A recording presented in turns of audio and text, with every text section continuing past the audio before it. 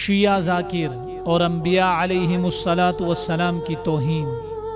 مینوں رب کعبہ دی قسم ہے، آدم تو لے کے عیسیٰ تک اگر نبی علی دی ولایت دا اقرار نہ کرن تے انہاں نوں نبوت نہیں ملدی۔ دنیا بھر میں پھیلے ہوئے باطل مذاہب یعنی عیسائیت، یہودیت، بت مت اور ہندو مت میں بھی اخلاق و آداب کا کچھ نہ کچھ پاس و لحاظ رکھا جاتا ہے۔ شیعت دنیا کا واحد مذہب ہے جہاں جھوٹ کو تقیہ کے نام سے اور زنا کو متع کا نام دے کر عبادت شمار کیا جاتا ہے۔ مزید یہ کہ حضرت علی رضی اللہ عنہ کی عظمت کو بنیاد بنا کر دنیا کی محترم ترین ہستیوں کی توہین کرنا اس مذہب کا وتیرہ ہے۔ یہ ذاکر بھی تمام انبیاء علیہم الصلاۃ والسلام کی نبوت کو حضرت علی رضی اللہ عنہ کی ولایت سے مشروط قرار دے رہا ہے اور کہتا ہے کہ آدم علیہ الصلاۃ والسلام سے لے کر حضرت عیسیٰ علیہ الصلاۃ والسلام تک اگر کوئی بھی نبی علی المرتضی رضی اللہ عنہ کی ولایت کا اقرار نہ کرتا تو نبوت سے محروم کر دیا جاتا۔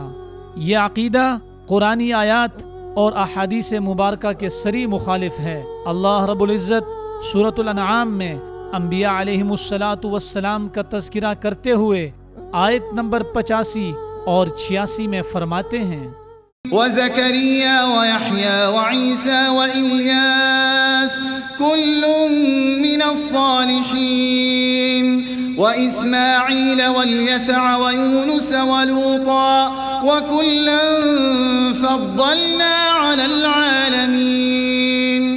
اور زکریا و یحییٰ اور عیسیٰ و الیاس کو سب نیک لوگوں میں سے تھے، اور اسماعیل و یسع اور یونس و لوط کو اور ہر ایک کو ہم نے تمام جہان والوں پر فضیلت دی۔ ان آیات مبارکہ میں تصریح کر دی گئی کہ کوئی غیر نبی کسی بھی نبی سے افضل نہیں ہو سکتا۔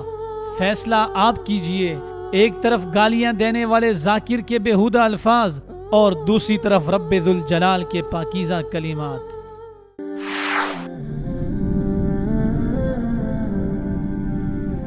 وصال اردو حق کا راہی۔ la